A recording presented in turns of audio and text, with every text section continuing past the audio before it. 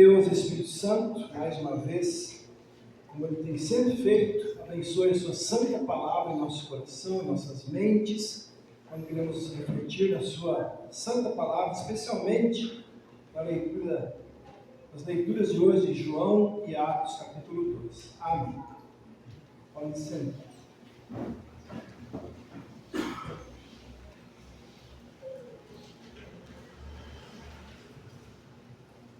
Hoje nós ouvimos, em muitos lugares, também será ouvido amanhã, esse relato do dia de Pentecostes. E só para lembrar o que significa Pentecostes, não tem nada a ver com pente, né? Tem a ver com outra palavrinha que a gente fala às vezes, né? Penta. Alguém lembra o que quer dizer penta? Penta quer dizer 5, né? E aqui Pentecostes não é 5, mas é 50 dias. Pentecostes é 50 dias. 50 dias depois do quê? Depois da Páscoa. Era uma festa do povo de Jesus 50 dias depois da Páscoa. Por isso que havia tanta gente de fora da Jerusalém. Os judeus, do povo e da religião de Jesus, vinham, eles moravam em outros países também, eles vinham então para essa festa especial. Então nós ouvimos esse relato de que nesse dia, Deus cumpriu as suas promessas feitas especialmente pelo profeta Joel, de enviar seu Espírito Santo de uma forma muito especial sobre os seus filhos. Então aquele primeiro Pentecoste cristão, os discípulos de Jesus, cerca de 120 pessoas, não era muita gente, estavam reunidos e receberam ali o dom de falar em línguas. Que línguas? Não é aquelas línguas da samambaia, não sei o que alguns falam por aí, né? Ala, samambaia, não sei o que, não. Eles ganharam o dom de falar em cerca de 15 idiomas falados, não era nada que ninguém entendia. Que idiomas eram esses? Daquelas pessoas que estavam ali, da Frígia, da Panfilha, da Pérsia, daqueles lugares, né? E eles então ganharam o dom de falar naquelas 15 línguas diferentes para comunicar às pessoas daqueles vários lugares que estavam ali para aquela festa dos judeus, comunicar para elas as grandezas de Deus. Ou seja, comunicar a mensagem da salvação de Jesus. Na continuação do texto, nós vamos ler no próximo culto, né, que não vai ser no domingo que vem, a gente vai dar um congresso, vai ser antecipado para quarta-feira à noite.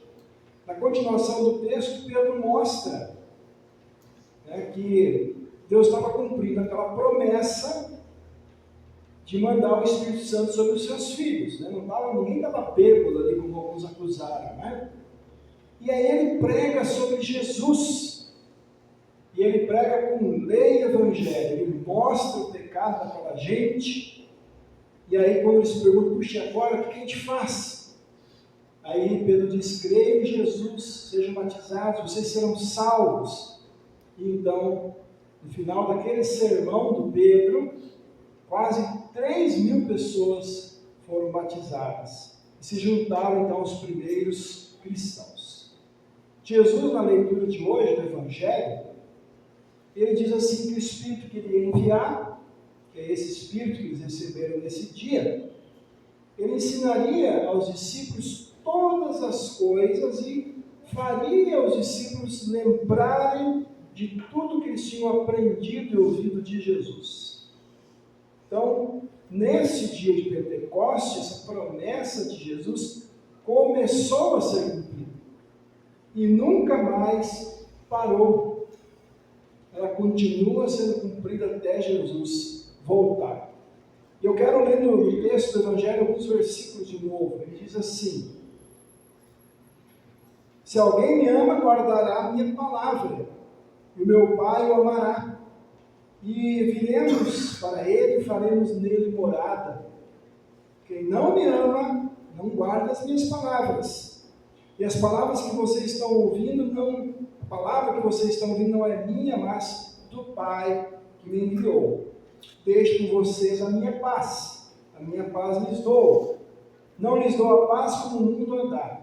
O coração de vocês não fica angustiado, nem com medo.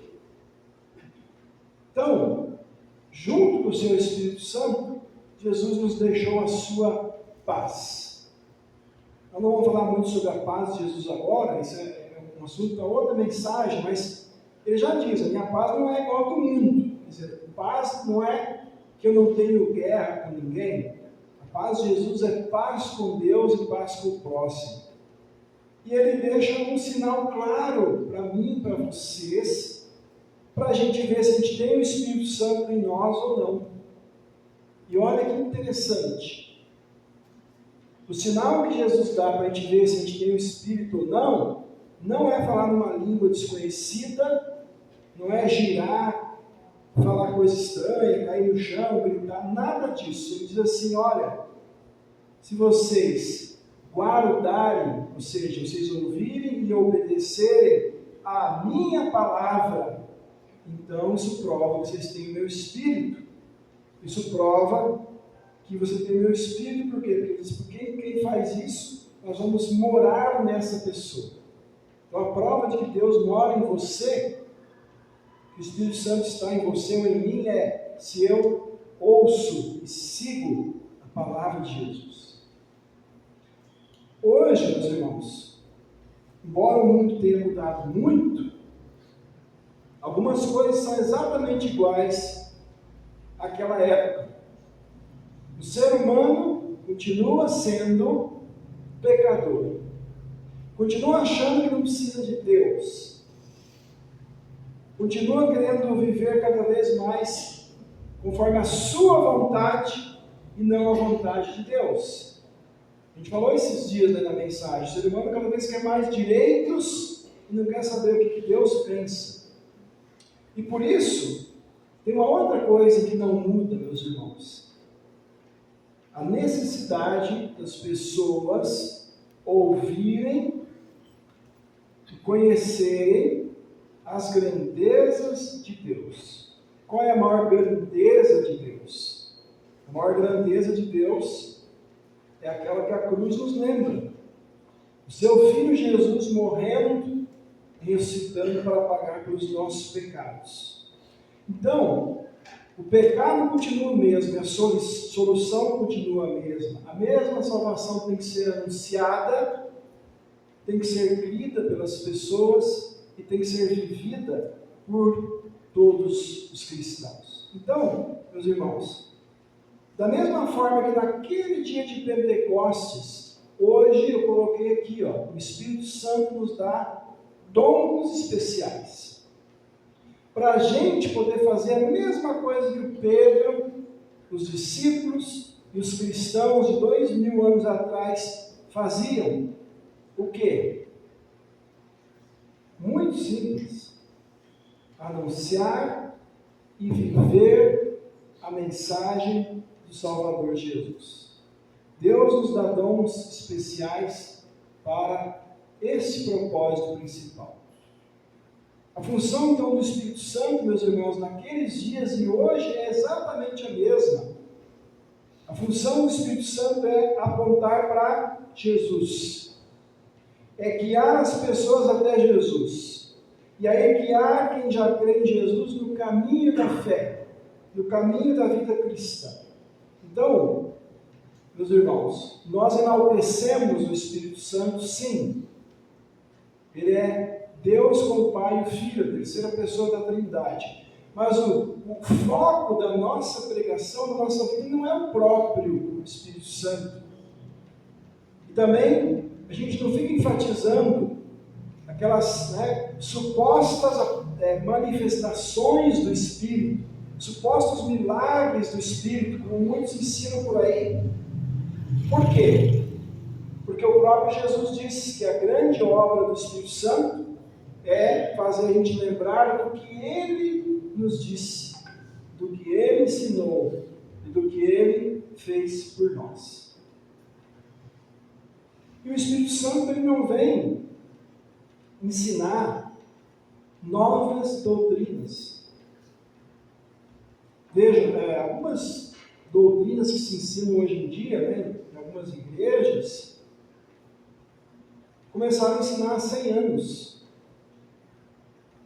Algumas são doutrinas que, na época dos apóstolos, já começaram a aparecer doutrinas erradas e hoje apareceram de novo. Mas tem algumas que faz cerca de 100, 120 anos que supostamente foram descobertas, né, novas doutrinas.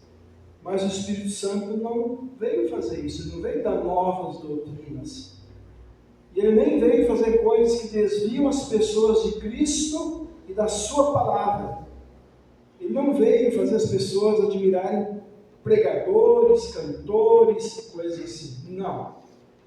Ele veio confirmar, vem lembrar sempre o que Jesus fez, o que Jesus disse. E como foi naquele dia lá, ele vem hoje operar a fé no coração daquelas pessoas que ouvem a palavra de Deus. E então, manter e fortalecer na fé quem já crê.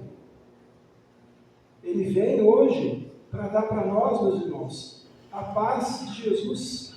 Ele vem hoje para fazer a gente ouvir, guardar e obedecer na nossa vida a palavra de Jesus e guiar a gente no amor de Cristo. Amor que é a Deus, amor que é ao próximo.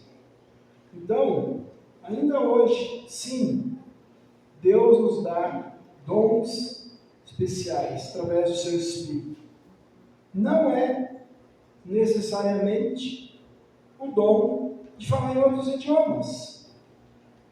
E sabe por que hoje, de certa maneira, Deus não precisa dar para nós o dom de falar vários idiomas?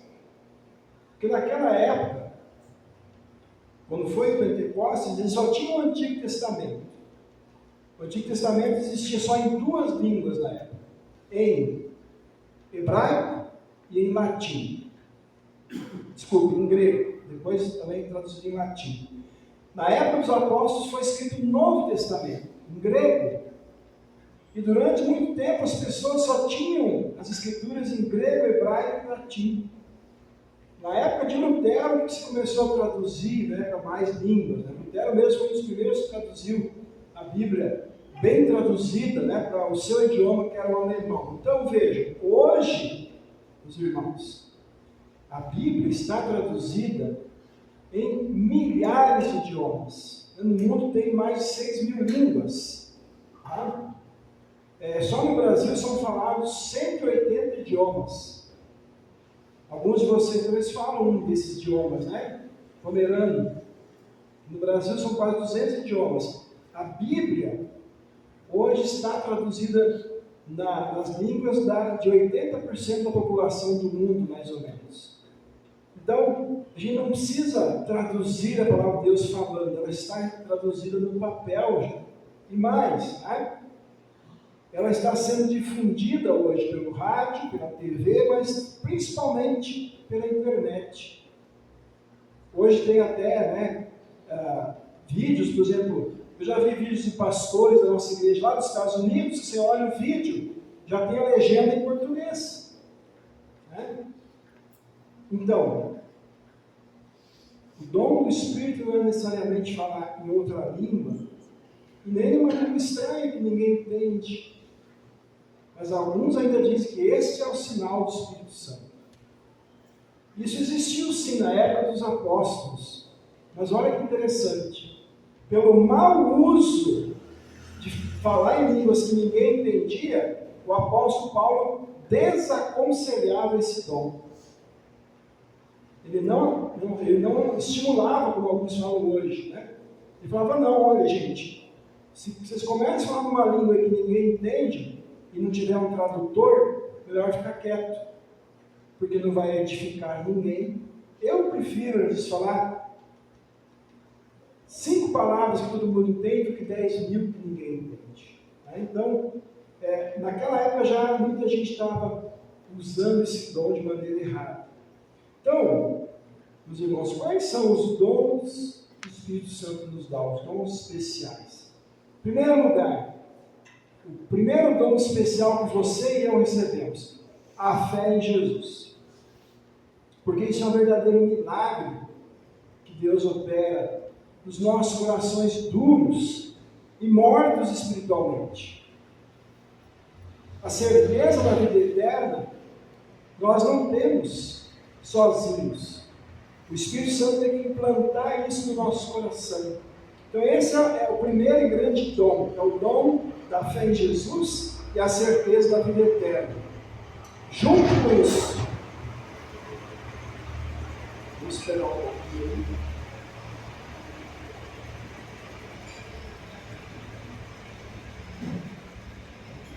Junto com isso, o Espírito Santo também nos dá consolo, nos dá apoio, nos dá assistência, até um dia a gente receber a vida eterna. Como é que o Espírito Santo nos dá consolo, apoio, assistência?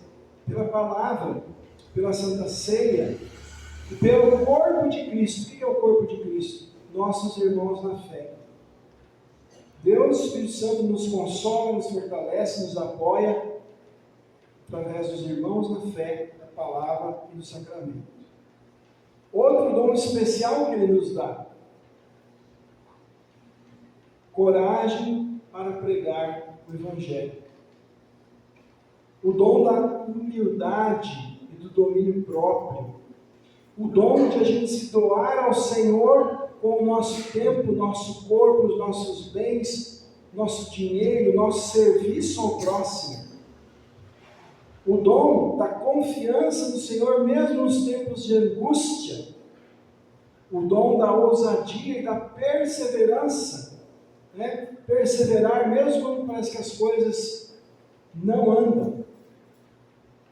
Também o dom do testemunho e de uma fé vivida no dia a dia.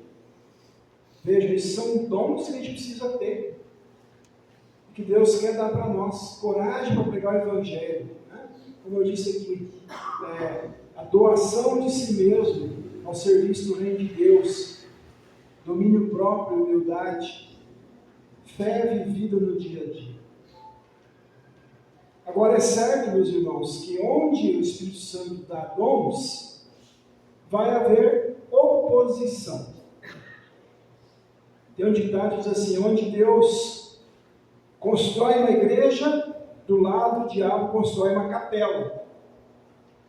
Ou seja, onde Deus nos dá dons do Espírito, vai vir a oposição, vai vir a zombaria, vai vir o nosso próprio velho eu lutando para ficar acomodado, para não usar os dons. Vai vir gente em oposição a nós, como foi naquele primeiro dia lá, quando falaram: esse pessoal está bêbado. E poucos dias depois, os apóstolos já foram presos por estar pregando o Evangelho. Em toda a história do cristianismo foi assim. Os cristãos recebendo a fé, os dons do Espírito, e o inimigo tentando derrubar com perseguição e até com morte dos cristãos. Então, meus irmãos, não tenho dúvida, vocês e eu, nós sempre vamos ser atacados pelo inimigo. O inimigo tem nome, o diabo, Satanás. Ele vai, às vezes abertamente, diretamente, às vezes disfarçadamente, tentar impedir eu e você de servir a Jesus, de pregar o seu Evangelho. Ele vai usar o mundo contra nós, ele vai usar leis anticristãs contra nós, ele vai usar tentações, às vezes ele vai usar, infelizmente, até pessoas da nossa família, para dizer assim: você vai na igreja e está perdendo tempo, você lê a Bíblia, isso é inútil. Mas também sutilmente ele vai colocar, ou vai tentar colocar na nossa mente o veneno que ele tem. Que veneno? De fazer a gente pensar algumas coisas. Olha só, o que ele vai fazer a gente pensar? Vale a pena você perder o seu tempo para ir no culto? Para ir naquela reunião chata lá, de jovens ou de servas e leigos? Você tem coisa melhor para fazer? Ele vai tentar fazer a gente pensar, não seja bobo. Use o seu dinheiro para outras coisas, para o seu lazer, para os seus prazeres. Deixe que os outros mantenham a igreja. Esquece esse negócio de oferta. Às vezes ele vai fazer a gente pensar assim: eu trato bem quem me trata bem, quem concorda comigo. Ou eu trato bem aquele que depois vai me favorecer também, vai me dar algo em troca. Os outros eu não vou tratar bem, não. Às vezes ele vai fazer a gente pensar: para que eu vou ler mais a Bíblia? Eu já sei o que a Bíblia diz. Ou então, se for para eu ajudar em alguma coisa na igreja, seja na banda, no coral, na escola bíblica, eu ajudo, mas só se eu for bastante elogiado, aplaudido, que as pessoas reconheçam o que eu estou fazendo, senão não vou ajudar. Às vezes ele vai fazer a gente pensar assim: eu não vou gastar o meu tempo e o meu esforço na igreja, tem muitos outros lá que podem fazer isso, eu tenho mais o que fazer. Ou talvez ele faça a gente pensar assim: olha, eu sei que a Bíblia diz, o pastor diz que a gente tem muitas coisas que a gente pode colaborar no trabalho da igreja, mas assim, ó, eu indo ao culto, eu já fiz a minha parte. Ou às vezes, ele pode estar fazendo a gente pensar isso agora. Esse sermão que o pastor está falando serve para o fulano, serve para aquela fulana lá. Para mim não, mas tal pessoa deveria estar aqui para ouvir. Ele vai muitas vezes fazer a gente pensar assim. Então, meus irmãos, são alguns exemplos de como o diabo vai lutar contra o Espírito Santo em nós. E a gente não precisa do Espírito para enfrentar essa oposição. Como os primeiros cristãos precisavam, como Davi precisava.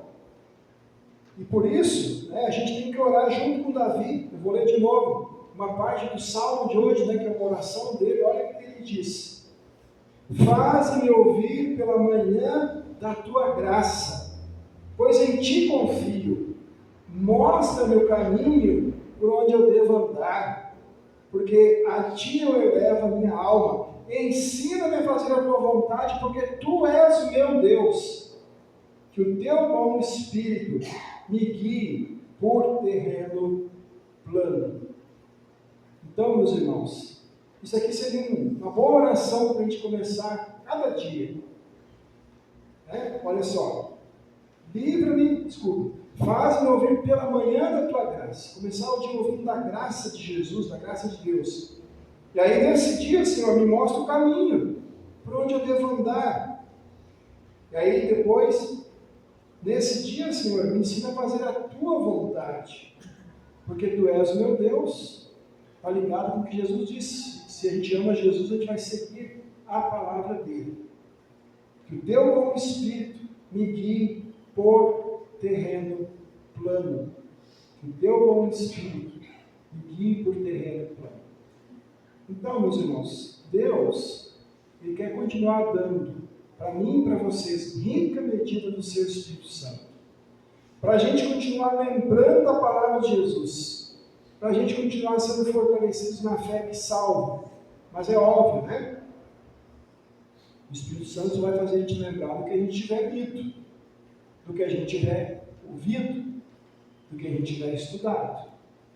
Então, para a gente lembrar das palavras de Jesus, a gente tem que abrir a Bíblia, ler, vir ao culto, ouvir, participar do grupo de servas, leigos, todas as oportunidades onde nós podemos ouvir Jesus.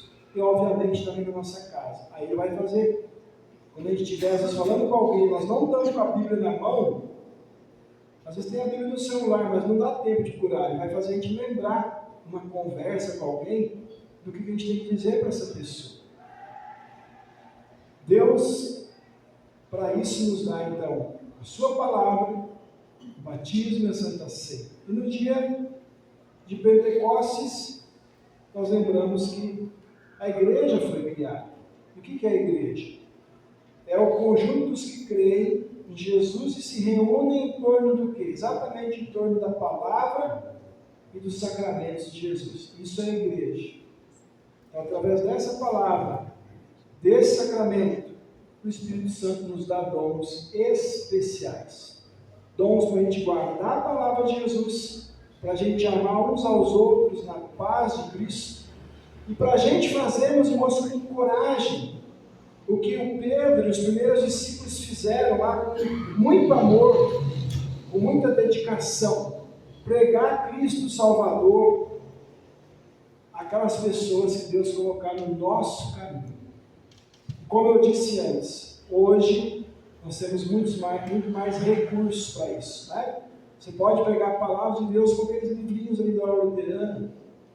Você pode pegar a palavra de Deus com a internet, compartilhando, né, o que a gente manda para vocês e assim por diante. Eles não tinham nada disso, eles só a garganta para falar de Jesus para os outros. Então, meus irmãos, o Espírito Santo nos dá dons especiais. Eu coloquei, né, no convite do culto essa frase. E talvez alguém possa ter pensado, mas que dom é esse que o pastor falou? Será que a gente vai começar a curar pessoas? Não. Porque curar pessoas, falar em outras línguas, isso é uma coisa passageira.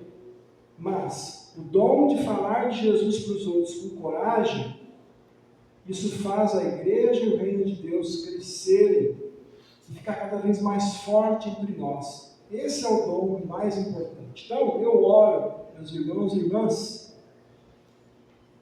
para que Deus use a mim e a vocês como instrumentos do Espírito Santo, para que as pessoas possam fazer a mesma coisa que a gente: ouvir, guardar, crer e praticar a palavra de Jesus. Se nós fizermos isso cada vez mais, vocês podem ter certeza, cada vez mais gente vai receber o Espírito Santo na sua vida, vai crer em Jesus e vai receber também a salvação eterna.